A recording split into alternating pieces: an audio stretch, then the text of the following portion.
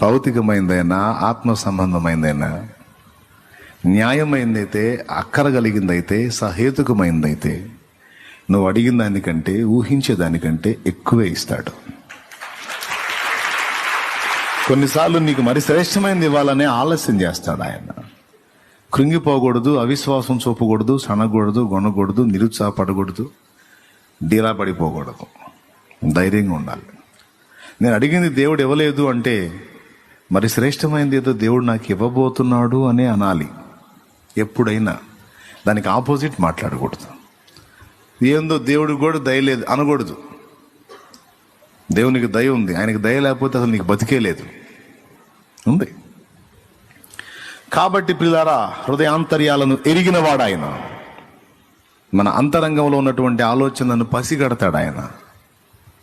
కాబట్టి విశ్వాస విషయంలో వెలితి కలిగి ఉండకుడి.